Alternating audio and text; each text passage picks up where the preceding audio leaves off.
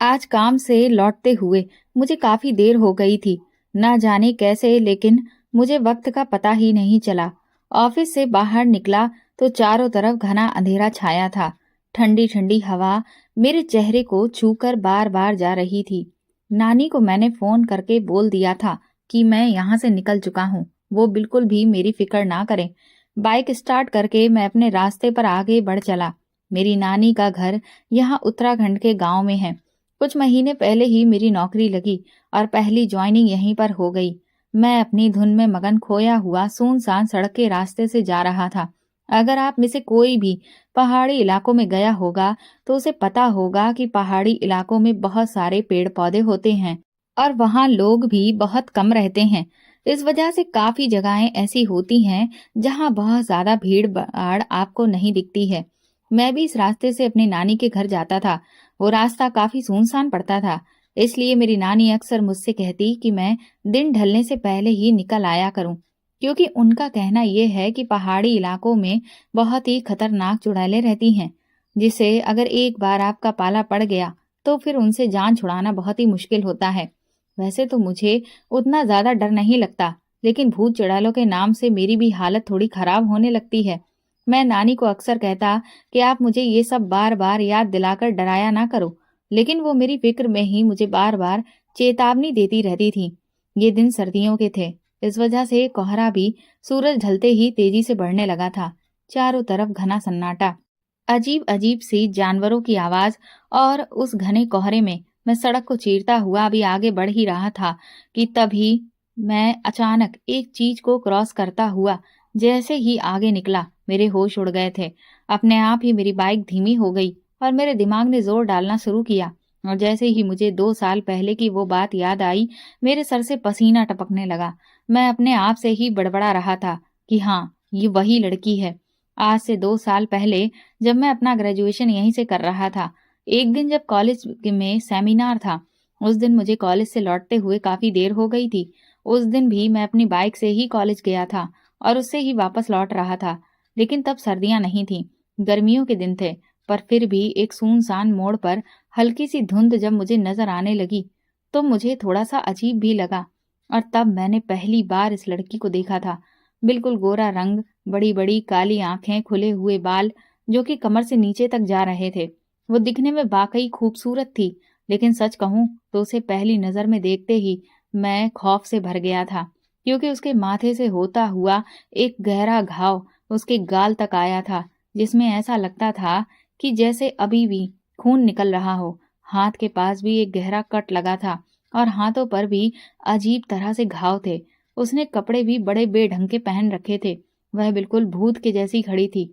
जैसे ही मेरी नजर उससे टकराई, मेरी पुतलियां भी हिलना भूल गई थीं और वो भी लगातार पलक झपकाए एक टक सिर्फ मुझे ही देखे जा रही थी। उसकी आंखों की गहराई, उसके चेहरे पर बने वो जख्म के निशान, ऐसा लग रहा था कि जैसे मैंने साथ साथ कोई भूतनी ही देख ली हो। उसे देखते ही मेरे मन में सबसे पहला ख्याल यही था और मैं बुरी तरह से चौंक गया था। मैंने कुछ देर बाद खुद को थोड़ी तसल्ली देते हुए बाइक से पीछे पलटकर उसके पैरों की तरफ देखना चाहा, लेकिन मुझे उसके पैर दिखाई ही नहीं दिए। लेकिन वो लड़की अभी भी सिर्फ मुझे ही खामोशी से देखती चली जा रही थी। हालांकि मैं उसे क्रॉस करता हुआ आगे निकल आया था, पर मुझे इतनी जोर से डर लग रहा था जिसे मैं बयां नहीं कर सकता। नानी की वो चुड़ैल वाली बातें मेरे दिमाग में कौंध गईं। मुझे बार बार ऐसा लग रहा था कि जैसे मेरी बाइक के पीछे कोई बैठा है। उस दिन जब मैं घर पहुंचा तो बुरी तरह से हाँफ रहा था और पसीने से तरबतर था। मेरी नानी, मामा, मामी मेरी ऐसी हालत देखकर घबरा गए थे। पहले तो मैंने सोचा कि मैं उन्हें बता दूं कि आज मैंने रास्ते में क्या देखा, लेकिन फिर मुझे ये लगा कि वैसे ही ये लोग मेरी इतनी फिक्र करते हैं और मुझे बहुत ज्यादा बाहर निकलने भी नहीं देते। अगर मैंने सच बता दिया फिर तो मुझ पर और भी ज्यादा पाबंदियां लग जाएंगी। आज मुझे इतनी देर हो गई, लेकिन अब मैं आगे से ख्याल रखूंगा और कभी भी इतनी देर से घर नहीं लौटूंगा। यही सोचकर मैंने बहाना बना दिया कि मेरी थोड़ी तबीयत ठीक नहीं है। खैर, अभी कुछ महीने बीते और ये वाकया धीरे धीरे मेरे जहन से निकल गया। फिर एक दिन जब कॉलेज की तरफ से हम सभी स्टूडेंट्स को पिकनिक पर ले गए थे और हम पिकनिक मनाकर वापस लौट रहे थे, उस वक्त बस में सभी लोग अंताक्षरी खेलने में व्यस्त थे और मैं बस के किनारे शीशे के पास बैठा हुआ सिर्फ इस सब का आनंद ले रहा था कि तभी अचानक मेरी नजर फिर से उसी लड़की पर पड़ी, जिसे देखते ही मेरे रोंगटे खड़े हो गए थे। आज तकरीबन मैंने उसे कई महीनों के बाद देखा था, लेकिन आज भी उसका वो घाव बिल्कुल ताजा था। वैसा ही उसका हाथ कटा हुआ था, उसके चेहरे पर भी वही निशान और ठीक उसी तरह से उसकी आंखें फैली हुई।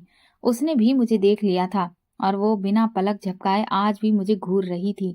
हालांकि मैं उस वक्त ढेर सारे लोगों से घिरा था, इसलिए मुझे डरने की जरूरत नहीं थी, पर फिर भी डर की वजह से मेरा थूक तक सूख गया था। मैंने बस में जब नजर दौड़ाई तो मुझे ऐसा लगा कि जैसे या तो किसी को उस लड़की पर ध्यान ही नहीं गया है या फिर वो लड़की किसी को दिखाई ही नहीं दी सिवाय मेरे। उस दिन के बाद से मुझे वो लड़की नहीं दिखी थी, लेकिन मेरे मन में वो हर वक्त चलती थी और मैं यही सोचता था कि क्या वो जिंदा थी या फिर चुड़ैल थी। जब भी मैं खुद को समझाता कि नहीं, वो एक जिंदा लड़की थी, तो मैं यही सोचता कि अगर वो जिंदा थी तो इतने महीनों बाद भी उसका वो घाव ताजा कैसे था। नानी बताती हैं कि जो लोग मर जाते हैं और मरने से पहले उनके शरीर पर जो भी घाव होते हैं वो मरने के बाद हमेशा ताजा ही दिखते हैं। और ठीक यही चीज मैंने उस लड़की के साथ देखी थी। मुझे डर लगने लगा, कहीं ऐसा तो नहीं कि वो लड़की मेरे पीछे पड़ गई हो, और अगर वो जिंदा थी तो फिर वो कौन थी और उसके इतने गहरे घाव कैसे थे जो कि इतने महीनों बाद भी ठीक ही नहीं हो रहे थे। वो उस सुनसान सड़क पर आखिर क्यों खड़ी हुई थी? कई महीनों तक मैं इन सवालों से घिरा रहा। फिर धीरे धीरे मैं अपनी लाइफ में व्यस्त हो गया और आज फिर से वही हादसा मेरे साथ दोहराया गया। आज तो मेरी रूह ही कांप रही थी और उसकी वजह ये थी कि आज 2 साल से भी शायद ऊपर हो गया हो, लेकिन आज भी उस लड़की के वो घाव बिल्कुल ताजा दिख रहे थे। भला ये एक इंसान के मामले में कैसे मुमकिन हो सकता था? इतने साल बाद वो लड़की मुझे फिर दिखाई दी। इसका मतलब साफ था कि या तो वो मेरा पीछा कर रही थी या मेरा इंतजार। लेकिन आखिर क्यों? वो आज भी मुझे ठीक वैसे ही घूर रही थी जैसे पहले की 2 मुलाकातों में घूर रही थी। कुछ महीनों तक वह लड़की मुझे नहीं दिखी, शायद इसलिए क्योंकि मैं भी इस बात का ख्याल रख रहा था कि मैं सूरज ढलने से पहले ही घर लौट जाऊं। लेकिन उसकी शख्सियत को लेकर मेरे दिमाग में हर वक्त उलझन चलती रहती थी और मुझे अपने सवालों के जवाब चाहिए थे। लेकिन मैंने कभी सपने में भी नहीं सोचा था कि मुझे मेरे सवालों के जवाब इस तरह से मिलेंगे कि मेरी रूह ही कांप जाएगी। उस दिन मेरे दोस्त का जन्मदिन था और वो एक छोटी सी पार्टी देने के लिए हम लोगों को एक पॉइंट पर लेकर गया। दरअसल पहाड़ी इलाकों में बहुत सारे फेमस पॉइंट्स होते हैं जहाँ कई लोग घूमने भी आते हैं, लेकिन वो पॉइंट्स बहुत खतरनाक भी होते हैं क्योंकि वहाँ गहरी खाइयाँ होती हैं। पार्टी खत्म होने के बाद मेरे दोस्त वापस लौट गए थे और मैं उस दिन पैदल ही वापस घर जा रहा था कि तभी मैंने एक लड़की को देखा जो नीचे खाई के बिल्कुल किनारे पर खड़ी हुई थी। वहां बहुत तेज हवा चल रही थी और धुंध भी बार बार आकर उस लड़की को चीरते हुए आगे जा रही थी। उसके बाल हवा में लहरा रहे थे, लेकिन वो टस से मस नहीं हो रही थी। वैसे तो मैं शायद आगे बढ़ जाता, लेकिन जब मैंने उसका चेहरा देखा तो होश उड़ गए, क्योंकि वो वही लड़की थी जो पिछले कई सालों से मुझे दिख रही थी। ना जाने मुझे उस वक्त क्या हुआ, लेकिन मैं बिना कुछ भी सोचे समझे उस लड़की के करीब पहुंच गया। वो जैसे ही मेरी तरफ घूम कर खड़ी हुई, मेरे कदम लड़खड़ा गए। मैं उससे पूछना चाह रहा था कि क्या तुम इंसान हो, पर मेरे मुंह से शब्द ही नहीं निकल रहे थे। उसके वह घाव बड़े ही अजीब से हो चुके थे। मुझे डर लगने लगा और मैं पीछे हटने लगा कि तभी मेरा पैर फिसला और अचानक मैं खाई में गिरने को हुआ। लेकिन तभी उस लड़की ने मेरा हाथ थाम कर मुझे ऊपर खींच लिया। ये देखकर मैं दंग रह गया था। उस लड़की ने मुझे छुआ था। इसका मतलब तो ये था कि वो कोई चुड़ैल नहीं बल्कि एक जिंदा लड़की थी। मैंने कांपते होठों से कहा कि तुम जिंदा हो? तो मेरी इस बात पर वो मुस्कुरा दी और उसने अपनी स्कर्ट का एक सिरा थोड़ा सा ऊपर उठाकर अपने पंजों को मुझे दिखाया। उसके पैर बिल्कुल सीधे थे। ये देखकर मेरी जान में जान आई। मैंने उससे कहा, लेकिन फिर तुम्हारी ये घाव इतने सालों में भरे क्यों नहीं? मेरी इस बात का उसने कोई जवाब नहीं दिया और वो वहां से जाने लगी। मैंने उससे कहा कि रुक जाओ प्लीज, मेरे सवालों का जवाब दे दो, क्योंकि मैं इतने सालों से बहुत परेशान हूँ। पहली बार उस लड़की के मुंह से मैंने कुछ सुना था वो पलटकर बोली कि क्या करोगे मेरे बारे में जानकर। मैंने उससे कहा कि मुझे नहीं पता, लेकिन बस मुझे जानना है कि तुम उस रास्ते पर अंधेरा होने के बाद अकेले क्या करने आई थी। तुम्हारे घर वाले तुम्हें ऐसे कैसे जाने देते थे, और तुम्हारे ये इतने गहरे जख्म कैसे हुए। मैं उससे सब कुछ जानना चाहता था, इसलिए मैंने सोचा कि मुझे भी अपने बारे में उसे बताना चाहिए। इसलिए मैंने अपने बारे में उसे सब बता दिया कि मैं यहाँ नौकरी करता हूँ, मेरी नानी का घर यहाँ है, मेरे मम्मी पापा दिल्ली में रहते हैं। मेरी बातों को सुनकर वो मुस्कुराने लगी और बोली कि तुम अच्छे इंसान हो, इसलिए रात गहरी होने से पहले घर लौट जाओ, क्योंकि तुमने शायद सुना होगा कि पहाड़ी इलाकों में बहुत खतरनाक चुड़ैलें घूमती हैं। मैंने उससे कहा कि तुम्हें चुड़ैलों से डर नहीं लगता। वो बड़े ही उदासी भरे अंदाज में मुझसे बोली कि मुझे इंसानों से डर लगता है, भूत प्रेतों से नहीं। इतना कहकर वो जैसे ही आगे बढ़ी, मैंने उसका हाथ पकड़ लिया और उसके जख्मों को छूकर महसूस करने की कोशिश कर रहा था। ना जाने क्यों, लेकिन उसके जख्म देखकर मेरी आंखों में आंसू आ गए। मैंने उससे कहा कि तुमने डॉक्टर को क्यों नहीं दिखाया? क्या तुम्हारे पास पैसे नहीं हैं? अगर ऐसी बात है तो तुम मेरे साथ चलो, मैं अभी तुम्हें डॉक्टर के पास लेकर चलता हूँ। वो लड़की कहने लगी, तुम मेरी इतनी फिक्र क्यों कर रहे हो? मैं तो सालों से इन जख्मों के साथ ही जी रही हूँ। तब तो ये हमेशा हरे भरे ही रहते थे, लेकिन देखो अब तो ये सूखने लगे हैं। वाकई में 2 साल तक उसके जख्म हरे रहे, लेकिन अब सूख रहे थे। आखिर ये पहेली क्या थी? उसकी इस बात का मैंने कोई भी जवाब नहीं दिया और उसे तुरंत ही मैं अपने साथ एक छोटे से क्लिनिक में लेकर गया। वो डॉक्टर भी उस लड़की के घाव देखकर दंग रह गए थे। उन्होंने कुछ इंजेक्शन उस लड़की को लगाए और कुछ दवाइयां दी, जिससे वह जख्म बहुत जल्दी सूख सके और उनके दाग भी मिट सकें।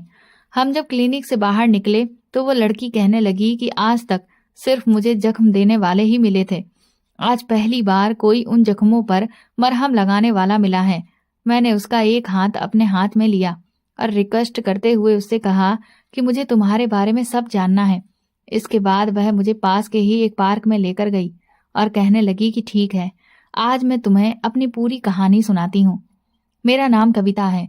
मैं अपने भाई बहनों में सबसे बड़ी थी। मेरी उम्र 16 साल थी। हम छोटे से गांव में एक कच्चे घर में रहते थे। मेरी माँ दूसरों के घरों में जाकर काम किया करती थी।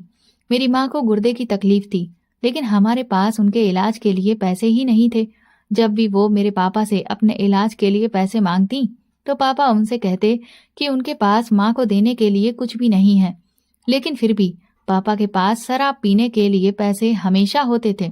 ये देखकर मेरा दिल बहुत जलता था और मैं बहुत परेशान हो जाती थी। मेरी माँ की हालत ऐसी हो गई थी कि अब उन्हें अस्पताल में भर्ती करने की जरूरत थी, लेकिन ना तो किसी का ध्यान उनकी तरफ था और ना ही वो खुद कुछ भी कहती थी।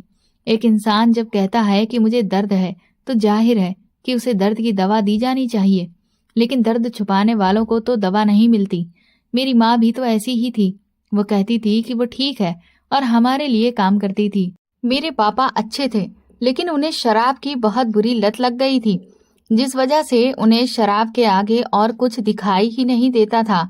मेरी एक छोटी बहन और एक भाई था। मेरी माँ एक दिन गुर्दे की बीमारी के चलते इस दुनिया से चल बसी। अब उनके बाद मुझे ही पूरे घर की जिम्मेदारी संभालनी पड़ रही थी। जब मेरी माँ जिंदा थी या बीमार थी तब भी सारे घर का काम मैं ही करती थी, लेकिन फिर भी मुझे थकावट नहीं होती थी। मुझे इतना बुरा नहीं लगता था, मेरा दिमाग ठीक रहता था, मुझे गुस्सा भी नहीं आता था। लेकिन जब से मेरी माँ इस दुनिया से गई थी मुझे सब कुछ बहुत मुश्किल लगने लगा था। अब भी मैं वही काम कर रही थी, लेकिन फिर भी मुझे अपनी माँ की बहुत याद आती थी। इस बात से ये अंदाजा लगाया जा सकता है कि किसी अपने का सहारा होना ही बहुत होता है, चाहे उन्होंने आपका हाथ पकड़ा हो या ना पकड़ा हो। उनका आपके घर में आपके साथ मौजूद होना ही आपके जीवन में एक बहुत बड़ी बात होती है। कुछ समय बीत गया तो एक दिन पापा ने मुझे बताया कि गांव की मालकिन मुझे शहर में किसी के घर काम पर रखवा सकती हैं। वहां पर तनख्वाह भी अच्छी मिलेगी और महीने में 5 दिन की छुट्टी भी मिल जाएगी। मैं अपने भाई बहनों के लिए ये काम करने को तैयार हो गई। पहले तो मैं उन्हें छोड़कर जाना नहीं चाहती थी, पर मेरे पापा ने कहा कि वो उन्हें संभाल लेंगे। मेरी छोटी बहन उतनी ही बड़ी थी जितनी मैं थी और मैंने सारे घर का काम संभाला था, क्योंकि उनके काम करना तो एक अलग बात थी, लेकिन अगर उनके लिए खाने को कुछ भी ना होता तो फिर मैं क्या पकाकर उन्हें देती। इसलिए सोचा कि पहले खाने का इंतजाम करना पड़ेगा और यही सबसे ज्यादा जरूरी है। अब मुझे ही हर हाल में उन्हें संभालना था और सबसे पहले उनके पेट की भूख मिटाने के लिए मेरे पास पैसे भी होने चाहिए थे। उस समय मुझे ये पता नहीं था कि पापा के पास पैसे रहते थे और वो अपनी शराब पैसों से खरीद लेते थे। ये बात तो मुझे बहुत बाद में पता चली थी कि उनके पास शराब के लिए पैसे होते थे, लेकिन घर में दाल रोटी सब्जी के लिए पैसे नहीं होते थे। पापा ने मालकिन से बात कर ली थी। उन्होंने मुझे बुलाया और बड़ी अजीब नजर से देखा और कहा, कविता, तू तो बड़ी सुंदर है। उम्र क्या बताई थी इसकी तुमने? वो मेरे बारे में मेरे पापा से पूछ रही थी। पापा ने कहा कि अभी 16 साल की होने वाली है, जितनी आपने उम्र बताई थी। इस पर मालकिन कहने लगी कि हाँ, है तो ये कम उम्र। तभी मालकिन का मोबाइल बजा। वो एक साइड पर चली गई तो मैंने पापा से कहा कि मालकिन ने आपसे ये क्यों कहा कि कम उम्र की लड़की चाहिए? तो मेरे पापा ने कहा कि हो सकता है जहाँ पर ये तुझे काम करने के लिए भेज रही हो, वहां पर उनको कम उम्र की लड़की की ही जरूरत हो, और फिर कम उम्र की लड़कियों से लोग ज्यादा काम नहीं करवाते। तू भी ज्यादा काम नहीं करना, कुछ दिन बाद कह देना कि मुझसे इतना ज्यादा काम नहीं होता। मैंने कहा कि ये क्या बात है पापा, आप मुझे ये क्या सिखा रहे हैं? मैं वहां पर काम करने जा रही हूँ और आप मुझसे कह रहे हैं कि कह देना कि ज्यादा काम नहीं होता मुझसे। इस पर मेरे पापा ने कहा कि अब तू सारी बातें बेहतर समझती है, क्योंकि तू अब समझदार हो गई है, इसीलिए खुद से सोच लेना कि तुझे क्या करना है। यहाँ मैं तेरे भाई बहनों का बहुत अच्छे से ख्याल रखूंगा, और फिर तेरी मौसी का घर भी तो है यहाँ पर, वो भी थोड़ा बहुत आकर तेरे भाई बहनों को देख लिया करेगी। मैंने कहा कि उन दोनों का अच्छे से ख्याल रखना पापा, क्योंकि उनका फिर आपके अलावा कोई भी नहीं होगा। तो पापा ने कहा कि हाँ, तू फिक्र मत कर। एक दिन सुबह पापा ने मुझे ड्राइवर के साथ गांव से रवाना कर दिया। मैं बहुत खुश थी कि अब मैं खुद कमाऊंगी तो अपने भाई बहनों को स्कूल भी भेज सकूंगी और उनके लिए वो सब कर सकूंगी जो मैं अपने लिए नहीं कर पाई थी। पर कुछ दूरी तय करने के बाद अचानक से उस ड्राइवर ने बीच रास्ते में ही गाड़ी रोक दी और फिर मुझे गाड़ी से बाहर निकाल दिया। जब मैं वहां बाहर निकली तो मैंने आसपास देखा कि वहां पर सड़क तो बिल्कुल सुनसान थी और आसपास बहुत ही घना जंगल भी था। मैंने थोड़ा सा घबराते हुए ड्राइवर से पूछा कि हम यहाँ क्यों रुक गए हैं। वो मेरी बात का जवाब दिए बिना आसपास देख रहा था और फिर उसने किसी को कॉल लगा दी। मैंने एक बार उससे फिर पूछा, लेकिन वो मेरी किसी भी बात का जवाब नहीं दे रहा था, जिस वजह से मेरी घबराहट बढ़ने लगी और मुझे उससे डर लगने लगा। मेरा दिल बुरी तरह से धड़क रहा था। मैं सोचने लगी कि ना जाने अब मेरे साथ क्या होने वाला है कि तभी अचानक से वहां एक और बड़ी सी गाड़ी आकर रुकी, जिसमें बकरियों को लेकर जाया जाता है। ठीक उसी तरह की गाड़ी थी वो फिर उसमें से एक आदमी बाहर आया और उसने ड्राइवर से पूछा कि क्या ये वही लड़की है? ड्राइवर ने कहा, हाँ, ये वही लड़की है। उस आदमी ने मुझे फिर सिर से लेके पैर तक देखा और फिर ड्राइवर को कुछ पैसे थमा दिए। ड्राइवर अपनी कार की तरफ बढ़ा और वहां से जाने लगा। मैं भी उसकी तरफ भागी थी। उस आदमी ने तुरंत ही मेरा हाथ पकड़ लिया और वो ड्राइवर मुझे वहीं उस आदमी के पास छोड़कर चला गया। उस आदमी ने अपने साथ में बैठे हुए दूसरे आदमी से एक रस्सी और कपड़ा मंगवाया और वो मेरे हाथ बांधने लगा। ये सब बातें सिर्फ सुनने में आसान लगती हैं, लेकिन जब अपने आप को ऐसी स्थिति में पाए तो सोच कर देखिए कि एक कम उम्र की लड़की जो अपने घर से ये सोच कर निकलती है कि वो अपने भाई बहनों के लिए पैसे कमाने जा रही है, उसके साथ बीच रास्ते में अचानक ये सब कुछ हो जाए तो कैसा महसूस हो रहा होगा। जाहिर सी बात है, मैं भी उस वक्त बहुत ज्यादा डरी हुई थी। मेरा दिमाग ये सोचना भूल ही गया था कि अब आगे क्या होने वाला है। ऐसी मुसीबत में मुझे क्या करना चाहिए, ये मुझे सूझ ही नहीं रहा था। मेरा दिमाग पूरी तरह से बंद हो गया था। फिर मुझे अचानक ख्याल आया कि मुझे मदद के लिए किसी न किसी को बुलाना चाहिए। मुझे चीखना चिल्लाना चाहिए। शायद मेरे आसपास कोई हो तो वो आकर यहाँ पर मेरी मदद कर सकता। मैं तभी तुरंत चीखने चिल्लाने लगी और खुद को उन लोगों से छुड़ाने की पूरी कोशिश करने लगी, लेकिन वो आदमी बहुत हट्टा कट्टा था और मैं दुबली पतली सी थी, इसलिए मैं बहुत ज्यादा देर तक उससे उलझ ना सकी और उसने थोड़ी ही देर में मुझे धक्का देकर गंदी सी गाड़ी के अंदर फेंक दिया।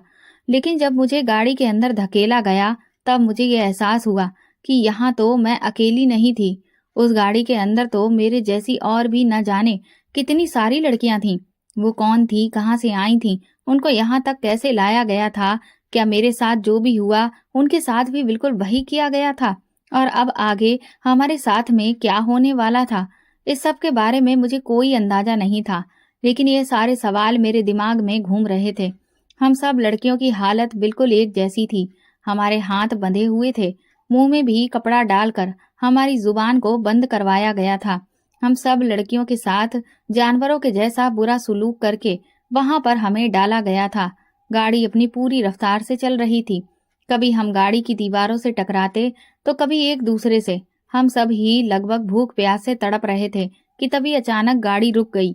हम लोगों को जिस बेदर्दी से गाड़ी में डाला गया था, ठीक वैसे ही निकाला भी गया और फिर हमारे हाथों को खोलकर हमें एक लाइन में बिठा दिया गया। न जाने अब हमारे साथ क्या होने वाला था। वो 3 लोग थे और हम लगभग 15 लड़कियां थीं। हम सब लड़कियां बहुत डरी हुई थीं कि पता नहीं आगे अब क्या होगा, कि अचानक वहां एक बहुत ही महंगी और बड़ी कार आकर रुकी और उसमें से एक आदमी बाहर आया और फिर उस आदमी ने कुछ ऐसा कहा जिसे सुनकर मैं दंग रह गई थी। उसने कहा कि इसको मेरे साथ भेजो। उसकी उंगली इस वक्त मेरी तरफ थी, जिसे देखकर मेरी रूह कांप गई थी। मैं तुरंत ही चिल्लाने लगी कि मैं नहीं जाना चाहती। वो आदमी देखने में कोई सेठ लग रहा था। मैं बार बार कह रही थी कि मुझे इसके साथ नहीं जाना, क्योंकि मैं अकेली नहीं रहना चाहती थी। वो लड़कियां भी तो मेरे जैसी ही थीं, जो उनके साथ होना था मेरे साथ भी वही होना था। लेकिन ये लोग मुझे अलग से कहां पर लेकर जा रहे थे। इस वजह से मुझे बहुत डर लग रहा था। मैं जैसे तैसे अपने डर को छुपाकर और हिम्मत दिखाने की कोशिश कर रही थी और बार बार डटकर कह रही थी कि मुझे इसके साथ नहीं जाना। मेरी इस बात पर वो सेठ मुझसे कहने लगा कि मेरे साथ आ जाओ तो फायदे में रहोगी। पहले तो मुझे उसकी बात पर यकीन नहीं हुआ, लेकिन जब उसने मुझे बेटा कहकर प्यार से बुलाया तो मैं एकदम से चौंक गई। हम मासूम लड़कियां ये समझती हैं कि जब कोई बूढ़ा इंसान आपको बेटी कहकर बुलाता है तो वो आपको बेटी समझता भी है, लेकिन हकीकत ये है, ये जरूरी नहीं है कि उसकी जुबान पर जो है वही उसके मन में भी हो। और ये बात हर लड़की को अच्छे से समझ लेनी चाहिए कि बाप सिर्फ वही होता है जिसके साथ आपका खून का रिश्ता होता है। बाकी सारे आपके लिए सिर्फ मर्द होते हैं। मर्दों के लिए औरत सिर्फ एक खिलौना होती है। जब मन किया खेल लिया और जब मन किया तो फेंक दिया।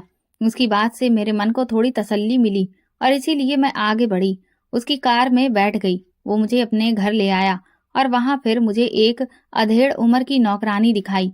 उस सेठ ने मुझे उस नौकरानी से मिलवाया और कहा, आज से ये तेरे साथ ही काम करेगी। इसका मतलब ये था कि मुझे इस घर की नौकरानी बनाया जा रहा था, जिससे मुझे कोई भी आपत्ति नहीं थी, क्योंकि मैं अपने घर से भी तो यही काम करने के लिए ही निकली थी।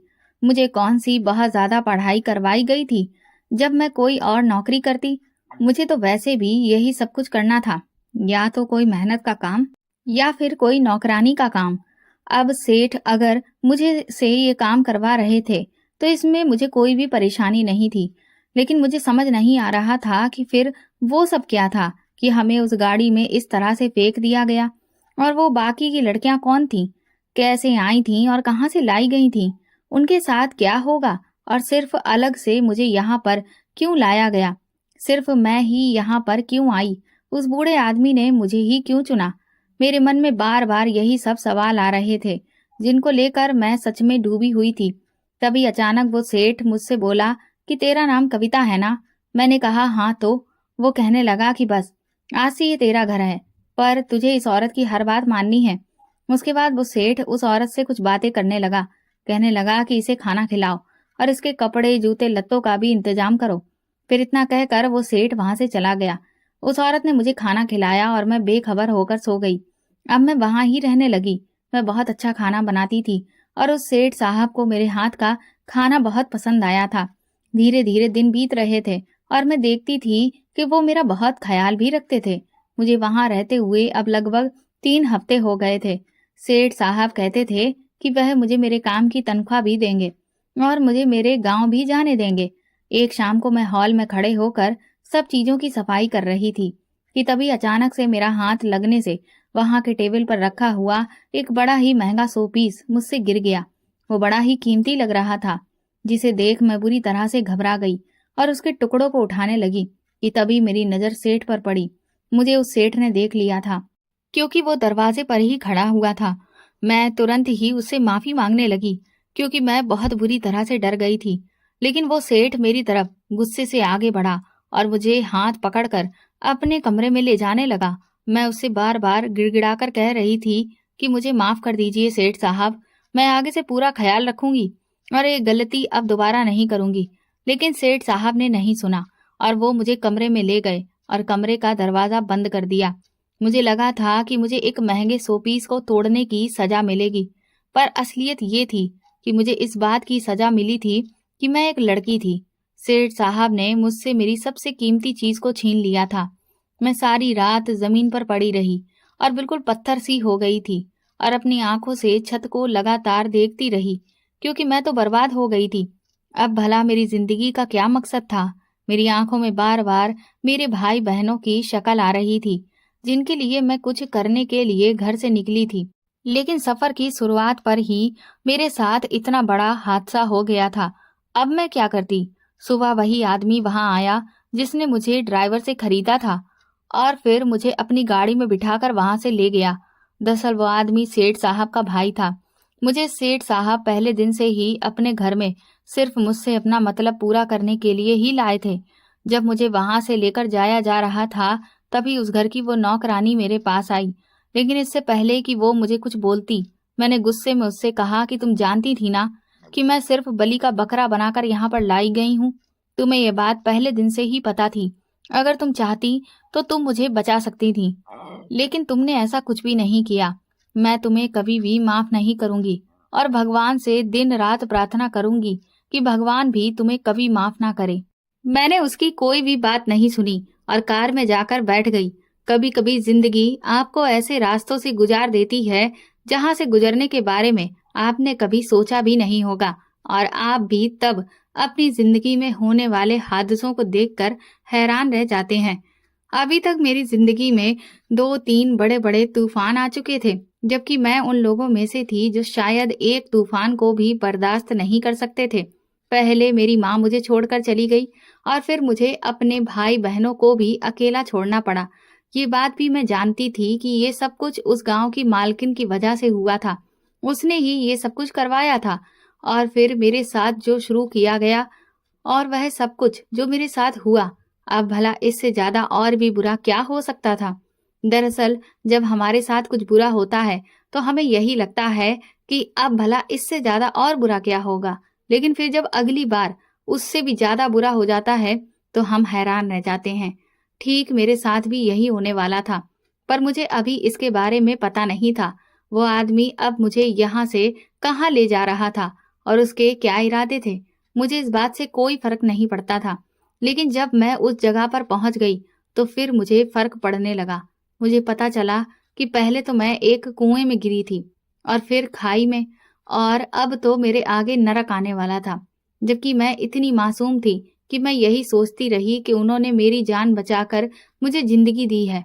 वह जो आदमी मुझे वहां लेकर आया था उसका नाम मनोज था। वह मुझे जिस जगह पर लेकर आया वह जगह बहुत गंदी थी। वहां काफी सारे छोटे छोटे कमरे बने हुए थे। वहां की लड़कियों ने अपने चेहरों को मेकअप से पोत रखा था और बड़े ही अजीब से चमकदार तड़क भड़क वाले कपड़े पहने हुए थे। मनोज ने मुझे एक बड़ी उम्र की औरत के हवाले किया। उस औरत का नाम कांता था। मनोज ने कहा कि ये खास वाली है, समझ गई ना? इसलिए अब ये यहाँ की सबसे कीमती वाली है और इसका अच्छे से ख्याल रखना और कमरा भी दे देना। जिस पर वो कांता कहने लगी कि हाँ, मुझे पता है कि ये खास वाली है, वरना सबको यहाँ पर कमरा नहीं मिलता है और इसको कमरा मिल जाएगा, लेकिन उसमें पहले से ही एक लड़की रहती है। इस पर मनोज बोला कि हाँ, मुझे पता है, पूरा कमरा तो उसे नहीं दे सकते ना, लेकिन कमरा मिल रहा है यही बड़ी बात है। और इसे सब कुछ सिखा देना, समझा देना, बल्कि मैं कहूँगा कि अपनी जुबान में समझा देना, वरना कहीं ऐसा ना हो कि कुछ ना बताया और फिर बाद में मुझे अपना तरीका अपनाना पड़े। वो लोग मुझे खास क्यों कह रहे थे? मेरे साथ यहाँ पर क्या खास होने वाला था? भला मेरे साथ भी तो वही होना था जो बाकी लड़कियों के साथ होता था। मुझे इन लोगों की ये बात समझ ही नहीं आई कि उन्होंने मुझे खास क्यों कहा। कांता ने हाँ में सिर हिलाया और फिर मुझे एक कमरे में ले आई जहाँ एक और लड़की भी रहती थी। वहां मुझे खाना दिया गया और नए कपड़े भी दिए गए। कांता ने कहा कि खाना खाकर ये नए कपड़े पहनकर तैयार हो जाओ। मैंने दोनों हाथों से खाना खाया क्योंकि ना जाने मुझे दोबारा खाने को कब मिलने वाला था। इंसान माने या ना माने, लेकिन खाना उसके लिए सबसे जरूरी होता है। कभी कभी ऐसा भी होता है कि एक इंसान के अपने सगे माँ बाप मर जाते हैं, लेकिन उसकी भूख नहीं मरती। उसे भूख लगी होती है और वो खाना खा लेता है। लोग कहते हैं कि कोई अपना दुनिया से चला गया तो मैं खाना पीना छोड़ दूंगा, लेकिन वो खाना पीना नहीं छोड़ सकता क्योंकि पेट चीज ही ऐसी है जो खुराक मांगती है। कांता मुझे खाना खाने के बाद तैयार होने को कह रही थी, लेकिन मैं तैयार नहीं हुई। जब कांता वापस आई तो कहने लगी कि तुम तैयार क्यों नहीं हुई हो। मैंने उसे कहा कि मैं तैयार होकर क्या करूं। मेरा इतना कहना था कि उसने जवाब में मुझे एक जोरदार थप्पड़ दे मारा और बोली, ये तेरे बाप का घर नहीं कोठा है, यहाँ रहना है तो काम करना होगा। तुझे क्या लगता है कि यहाँ तुझे मुफ्त की रोटियां खिलाने के लिए लाए हैं? चल चुपचाप तैयार हो जा। उसने मुझे धक्का देकर बोला। अब मुझे समझ आ गया था कि मैं किस नरक में आ गई थी। इसके बाद मेरे साथ जो भी हुआ था, उसके बाद तो मेरी जगह नरक ही हो सकती थी। मैं रोने लगी तो वो दूसरी लड़की मेरे पास आई और बोली, ये लोग बहुत खतरनाक हैं। ये जो कहते हैं चुपचाप मान जाओ, वरना ये बहुत मारेंगे। अगर बात मानोगी तभी खाना मिलेगा और पैसे भी। मुझे पैसे मिल जाए तो वो अपने घर वालों को भेज देना, लेकिन उन्हें ये नहीं बताना कि तुम क्या काम करती हो। यहाँ हम सब लड़कियां ऐसा ही करती हैं। उस लड़की का नाम मोहिनी था। वो ऐसे बोल रही थी जैसे ये सब बड़ी आम सी बात हो। मुझे भी उनकी बात माननी पड़ी, लेकिन मैंने तय कर लिया था कि मैं किसी भी दिन मौका देखकर यहाँ से भाग जाऊंगी। मोहिनी बोली कि तुम अपने घर वालों को कुछ भी कह देना, वैसे भी उन्हें तो यही लगेगा कि हमारी बेटी शहर में कोई काम करती होगी। उन्हें क्या ही फर्क पड़ता है कि वो क्या काम करती है। उसकी बात सुनकर मैंने मोहिनी को सब कुछ बता दिया। वो कहने लगी कि तुम्हारे साथ तो बहुत बुरा हुआ है, लेकिन अब कर भी क्या सकते हैं। तुम्हारे भाई बहन भी इन बातों की समझ कहाँ रखते हैं। उन्हें तो पता भी नहीं होगा कि आखिर हो क्या रहा है, बल्कि उन्हें क्या किसी को भी नहीं पता है कि तुम्हारे साथ क्या हो रहा है। और इसीलिए कोई नहीं है जो तुम्हें बचा पाए। जो हो रहा है वही होता रहेगा। वो कहने लगी कि देखो, इस जगह पर कुछ भी अच्छा नहीं होता, इसलिए मैं तुम्हें कोई भी झूठी उम्मीद नहीं दूंगी। मैं नहीं कह सकती कि सब कुछ ठीक हो जाएगा, क्योंकि सच ये है कि यहाँ कभी भी कुछ ठीक नहीं होता, बल्कि बुरे से भी और ज्यादा बुरा हो जाता है। लेकिन फिर भी सब कुछ बर्दाश्त करना पड़ता है। यहाँ पर दो ही रास्ते हैं, जिंदा रहना है तो ये सब कुछ करना होगा, और अगर जिंदा ही नहीं रहना है तो फिर सब कुछ खत्म हो जाएगा। मैंने उससे पूछा कि क्या तुम अपनी मर्जी से यहाँ आई थी, तो उसने कहा कि नहीं, मैं अपनी मर्जी से नहीं आई थी, और मैं तो तुमसे भी ज्यादा शोर मचाया था। लेकिन मुझे फिर बहुत जल्दी ही ये समझ में आ गया कि यहाँ पर शोर मचाने से और इस तरह की हरकतें करने से कुछ भी नहीं होता है। मैंने बढ़ते दिनों के साथ यहाँ के माहौल को नोटिस किया था। सुबह के समय इस जगह पर किसी को भी होश नहीं होता था। सब गहरी नींद में सो रहे होते थे और यही समय था यहाँ से भाग जाने का। मैंने ऐसा ही किया। मैं यहाँ से भाग गई और तभी किस्मत से मुझे रास्ते में एक पुलिस स्टेशन नजर आ गया। मैं तुरंत ही वहां पहुंच गई और जोर जोर से चिल्लाने लगी कि मुझे बचा लो, मुझे कुछ बताना है। वहां बैठे पुलिस वालों ने मुझ पर ध्यान दिया और वो सब मेरी बात गौर से सुनने लगे। लेकिन सुनने के बाद वहां पर जो पुलिस वाले थे उनमें से एक ने कहा कि तुम अभी यहाँ 5 मिनट रुको, मैं अभी आता हूँ। वो किसी को कॉल करने गया था। 10 मिनट के बाद ही वहां पर मनोज आ गया। उसे देखकर मेरी आत्मा ही कांप गई। पुलिस वाला उससे कहने लगा, ये तो शुक्र मनाओ कि ये यहाँ पर आई है। अगर ये गलती से भी आगे के पुलिस स्टेशन में चली जाती तो फिर तुम्हें कोई भी नहीं बचा सकता था, क्योंकि वहां आजकल एक नए थानेदार आए हैं जिसे ईमानदारी और इंसाफ की बीमारी है। उस मनोज ने पुलिस वालों के हाथ में कुछ रकम दी। ये देख मैं बुरी तरह से चीखने चिल्लाने लगी, लेकिन वहां खड़े सभी लोग मुझे देख तक नहीं रहे थे। मनोज मुझे वहां से घसीट कर ले गया और उस कोठे में पहुंचने से लेकर कमरे तक वह मुझे लगातार मारता हुआ ही लाया। उसने मेरी गैर मौजूदगी में कांता और मोहिनी को भी बहुत मारा था, क्योंकि उन्होंने मुझ पर नजर क्यों नहीं रखी थी। मैंने देखा कि उनके चेहरों पर भी अभी ताजा जख्म थे। कांता मेरी तरफ बढ़ी और मुझे समझाने लगी कि वो भी मेरी तरह ही मजबूर है। वो कहने लगी कि तुम्हारी उम्र की मेरी भी एक बेटी है। ससुराल वालों ने पति की मौत के बाद मुझे घर से निकाल दिया था। अब मैं यहाँ काम करके जैसे तैसे अपनी बेटी को पढ़ा रही हूँ। और ये मोहिनी, इसकी 5 बहनें हैं। ये उनके लिए ही यहाँ पर काम करती है। यहाँ मौजूद हर लड़की की अपनी एक अलग कहानी है। हम सब अपनी मर्जी से ये काम नहीं करते हैं और यहाँ से वापसी का भी कोई रास्ता नहीं है। इसलिए भलाई इसी में है कि तुम भी अपने हालात को मान लो और समझ जाओ कि यही तुम्हारी जिंदगी है। अब मैं अपने जख्मों से तड़प कर उनकी बातें सुन रही थी। मैंने कहा कि मैं तुम सब की तरह ये सब बर्दाश्त नहीं करूंगी। मैं भाग जाऊंगी।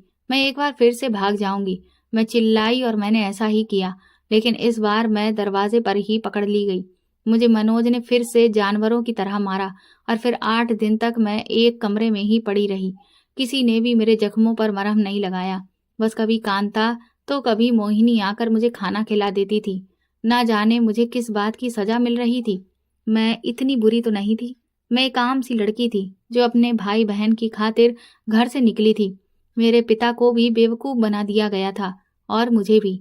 मेरा भरोसा तोड़ा गया और उसके बाद मुझे यहाँ भेज दिया गया। मैं यहाँ से भाग जाना चाहती थी, लेकिन अब मुझे खुद भी डर लग रहा था कि कहीं ये लोग मुझे जान से ही ना मार दें। और इसी डर की वजह से मैंने फिर हार मान ली। मैं भी उन सब की तरह अपने हालात को मान चुकी थी और वहां चुपचाप काम करने लगी थी। अब मुझे ये भी महसूस होना बंद हो गया था कि मुझ पर जुल्म हो रहा था, क्योंकि हर इंसान की बर्दाश्त की एक हद होती है और जब वो हद पार हो जाती है तो उसे जुल्म जुल्म नहीं लगता। इसीलिए मुझे भी पता नहीं चला कि कब मैं उन लोगों में घुल मिल गई थी। अंधेरे में रहते हुए मैं ये भूल गई थी कि रोशनी कैसी होती है। अब मैं खुद तैयार हो जाती थी। किसी को भी मेरे साथ जबरदस्ती नहीं करनी पड़ती थी। मैं अपना मेकअप भी कर लेती थी और खुद पर परफ्यूम भी लगाती थी। बाहर सड़क पर बाकी लड़कियों के साथ मैं खुद खड़ी हो जाती थी। वो लोग जैसा करते थे मैं भी वैसा ही करती थी। जो लड़कियां इस काम में परफेक्ट हो जाती हैं उन्हें कोठों से निकाल कर सड़कों पर भी भेजा जाता है ताकि और भी नए नए और अमीर ग्राहक मिल सकें। इसलिए मैं भी सड़क पर रात को खड़े होकर खुद का प्रदर्शन करती थी। तुम्हें देखने में ऐसा लगता था कि मैं उस वक्त अकेली होती थी, जबकि ऐसा नहीं है। हमारे साथ कोई ना कोई ऐसा जरूर होता था जो हम पर नजर रख सके, लेकिन हाँ, वो आस पास ही कहीं छुपा होता था। ये सब करने से मुझे समय पर खाना मिल जाता था, जिसे मैं बहुत खुशी से खाती थी और कुछ पैसे भी मिल जाते थे। वहां आने वाले लोगों में कुछ ऐसे लोग भी थे जो मुझे छुपाकर पैसे देते थे, क्योंकि बहुत ज्यादा खुश हो जाते थे वो। इन पैसों के बारे में मैं कांता को भी नहीं बताती थी और उन्हें चुपचाप अपने पास ही रख लेती थी। मैंने जिंदगी में कभी 1 रुपया भी नहीं कमाया था। अब मैं लेकिन इतने सारे पैसे कमा रही थी। मुझे यकीन नहीं हो रहा था कि मेरे पास अब पैसे ही पैसे हैं। मैं इनसे क्या कुछ नहीं खरीद सकती थी। जो अब तक मैंने हमेशा चाहा था वो सब कुछ फिर एक दिन मेरे अंधेरे कमरे में मुझे एक आदमी नजर आया। वो जब कमरे में आया तो मैं पत्थर बनी बैठी थी। मेरे लिए वो एक कस्टमर ही था। उसने दरवाजा बंद किया और मुझसे मेरा नाम पूछने लगा। बोला, तुम कौन हो, कहाँ से आई हो? लेकिन मैंने उसकी बात का कोई जवाब नहीं दिया। फिर उसने कमरे की दीवार पर कुछ लगा दिया। न जाने वो क्या था। उसने फिर से पलट कर देखा और मेरा नाम पूछा। मुझे गुस्सा आ गया। मैंने कहा, क्या करोगे तुम मेरा नाम जानकर? क्या तुम्हें मेरा आधार कार्ड बनवाना है? मेरे नाम से तुम्हें क्या मतलब? तुम सब एक जैसे हो, सब के सब। गुस्से से मैं चिल्लाई। अपना मतलब निकालने आते हो और फिर नाम भी पूछते हो, क्यों? अरे अपना काम करो और निकल जाओ। उस दिन मुझे ऐसा लगा कि मैं गलत कर रही हूँ। ये सब जो कुछ कर रही हूँ उससे मिले पैसों पर मैं खुश क्यों हो रही हूँ? ये तो गलत है, क्योंकि मैं ये नहीं हूँ। मैं कोई ऐसी लड़की तो नहीं हूँ। मुझे ये सब कुछ नहीं करना चाहिए और इसके बारे में सोचना भी नहीं चाहिए। वो आदमी कुछ पल मुझे देखता रहा और फिर वहां से चला गया। मैं हैरान रह गई थी कि आखिर ये कैसे हुआ। 4 दिन बाद वो फिर आया और जो चीज उसने दीवार पर लगाई थी वो उसे उतारने लगा। मैंने उससे पूछा, तुम्हारा नाम क्या है? तो उसने कहा कि मेरा नाम जानकर क्या करोगी, लेकिन हाँ, एक बात जरूर याद रखना कि मैं सबके जैसा नहीं हूँ। इतना कहकर वो वहां से चला गया। उसने मुझे हाथ तक नहीं लगाया। मैं हैरान थी, वाकई में दंग रह गई थी, क्योंकि एक ऐसा जंगल था जहाँ सिर्फ शिकारी ही आते थे, लेकिन वो अपने मकसद के लिए नहीं आया था। उसने मेरे पैसे भी दिए थे, मेरी कीमत भी अदा की थी, लेकिन फिर भी उसने अपना मकसद पूरा नहीं किया था। क्या वाकई में वह बाकियों के जैसा नहीं था? क्या सच में इस दुनिया में अभी भी कोई ऐसा आदमी था जो बाकियों के जैसा नहीं है, या फिर वो कोई नाटक कर रहा था मेरे साथ? फिर मुझे लगने लगा कि जैसे वो आया ही नहीं था। मुझे तो ऐसा वहम हो रहा है, क्योंकि मुझे किसी ऐसे ही इंसान की तलाश थी। शायद मैं पागल हो गई थी। कुछ दिन इसी तरह से गुजर गए और हम अपनी जिंदगी में व्यस्त हो गए। फिर वो आदमी कभी नहीं आया, जबकि मैं उसका इंतजार कर रही थी। क्यों कर रही थी पता नहीं। उस दिन के बाद वहां पुलिस की रेड पड़ी तो कोठा चलाने वाले हंसने लगे और बोले कि इस तरह की रेड तो पहले भी बहुत बार पड़ी है, इसलिए डरने की कोई जरूरत नहीं है। कुछ भी नहीं होगा, हम सब बच जाएंगे और ये साबित कर देंगे कि ये कोई कोठा नहीं बल्कि लड़कियों का हॉस्टल है, क्योंकि ये सारी ही लड़कियां खुद गवाही देती थीं, क्योंकि उनके पास रहने के लिए और यहाँ करने के लिए कोई काम ही नहीं था। कहते हैं कि ये जमाना पहले आपको मजबूर बनाता है और फिर आपकी मजबूरी का फायदा उठाता है। हम सबके साथ भी यही हुआ था। अगर हम लौट कर वापस भी जाते तो हमारे घर वाले भी हमें कभी नहीं अपनाते। कोई हमसे शादी नहीं करता। समाज में हर कोई हमें बुरी नजर से ही देखता। कोई भी पुरुष हमें अपनाता नहीं। ना तो कोई हमें रहने के लिए मकान देता और ना ही कोई काम। तो फिर हम कहाँ जाते, अपना पेट कैसे पालते और क्या करते? लोग बड़ी आसानी से ये बात कह देते हैं कि इस तरह की जिंदगी जीने से तो अच्छा ये है कि जान ही दे दो। लेकिन क्या सच में अपनी जान देना इतना आसान होता है क्या? हमारा दिल जीने के लिए नहीं करता। जिंदगी में चाहे 1000 कांटे हों, लेकिन फिर भी वो मौत से तो बेहतर ही लगती है। मनोज और कांता सबको पुलिस पकड़ कर ले गई। सेठ साहब इस कारोबार के मुखिया थे। उनका कहना था कि ये कोई कोठा नहीं, एक हॉस्टल है जहाँ लड़कियां रहती हैं। फिर अदालत में केस चला और सेठ साहब और उनके आदमी अभी भी पूरे आत्मविश्वास से यही कहते रहे कि इस बार भी वो बच जाएंगे। लेकिन उन्हें ये नहीं पता था कि इस बार केस बहुत मजबूत था और गवाह भी ज्यादा थे। फिर मुझे एक सेंटर में लेकर आया गया और मुझसे सारी बातें पूछी गईं। मैं अदालत में सब कुछ सच सच बता दिया, लेकिन उन्होंने कहा कि ये सिर्फ 16 साल की लड़की है और इसकी गवाही किसी काम की नहीं। वो आदमी जो मेरे कमरे में आया था, उस आदमी का नाम अमर था। वो एक वकील था। उसने अदालत में जज के सामने एक वीडियो पेश किया जो सिर्फ जज साहब ने ही देखा। वो उस दिन मेरे कमरे में कैमरा लगाने ही आया था और इस बात की खबर कांता को भी थी। उस दिन कांता ने भी गवाही दी, लेकिन सबसे अहम गवाही दी उस औरत ने जो उस सेठ साहब के घर में काम करती थी। उसने बताया कि सेठ यही काम करता है और अक्सर कम उम्र की लड़कियों को घर लाता है और फिर उन्हें कोठे में भेज देता है और ये सिलसिला कई सालों से जारी है। उस औरत की गवाही सबसे ज्यादा महत्वपूर्ण थी, जो हमारे बहुत काम आई और फिर फैसला हमारे पक्ष में हुआ और उस जगह को बंद करवा दिया गया। सेठ साहब और मनोज को जेल हो गई थी। सारी लड़कियों को ट्रस्ट के हवाले कर दिया गया। अमर ने बताया कि जिस दिन मैं पुलिस स्टेशन आई थी और वहां पर चिल्लाकर सबको सच बता रही थी, उस दिन वहां अमर का एक जासूस बैठा था और उसने ये सारी बातें सुन ली। उसी दिन ये प्लान बनाया गया कि हम लोगों को कैसे उस दलदल से निकालना है। मैंने अमर का धन्यवाद दिया। हम सब लड़कियों को ट्रस्ट में डाला गया, जहां हमारी देखभाल बहुत अच्छे तरीके से की जाती है और हमें पढ़ाया भी जाता है। अमर हमेशा हमसे मिलने भी आता है। एक दिन मैं वहीं पर बैठकर खाना खा रही थी कि तभी मेरे दोनों बहन भाई मेरी तरफ बढ़े। मैं उन्हें देखकर हैरान रह गई और उन्हें गले से लगाकर रोने लगी। मैंने देखा कि उन्हें अमर ही लेकर आया था।